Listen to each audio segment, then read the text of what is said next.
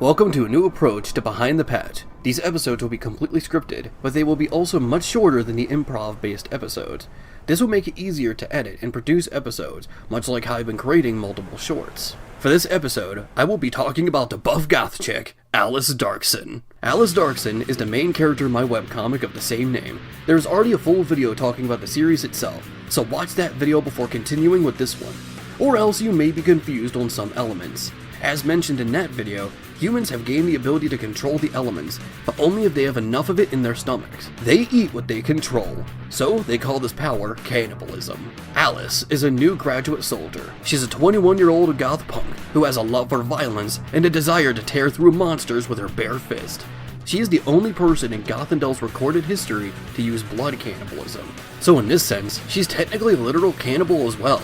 She can burn the blood in her body in exchange for superhuman strength. With it, she can use techniques such as the bursting blood vessel. This allows her to crush the ground under her, shaking the balance of those around her. Broken hand clap, which creates a powerful gust of wind and a loud sound wave. And her signature move, Blood Regalia. She focuses her energy into her arm and back to release one powerful punch. Think of this as her equivalent to Captain Falcon's Falcon Punch or Natsu Dragoneel's Fire Dragon Iron Fist. Despite these powers, she's already ripped, so sometimes to conserve energy or simply to show off, she'll use her natural strength. It's actually pretty easy to tell when she's doing this, as when she's using her blood powers, these red lines and orbs escape her body. When you don't see these lines, she's using her natural strength. The energy that escapes her body is hot, but it disappears almost instantaneously. However, she has learned a special technique she can use with this energy. By releasing it through her hair, she can roll into a ball and perform a spin dash-like technique called the Raging Blood Cell. This attack was inspired by her best friend, Zen Vasquez, who has a similar technique. This is why her hair is so long. Many may question why her hair is that size, considering that someone could grab her with it. But then if they try to, she can simply release some energy and burn their hands in the process. Zen and Kai, Alice's teammates, are covered in scars. Zen has these stitches all over his joints, and Kai has scars all over her body. But Alice has none.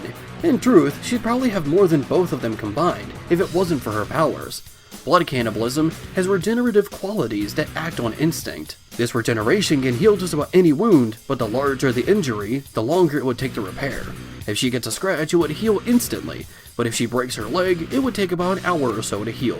This has encouraged Alice to be more reckless than others, but by nature, she's a person that acts first and thinks later. This is also why she can come off as rude. She often doesn't mean it, she just lacks a filter. But sometimes she does mean it, as she is a violent person. She gets this crazy smile on her face when she's fighting feelings. She genuinely enjoys what she does. But she wasn't always like this. When Alice was 6 years old, she was scared of everything.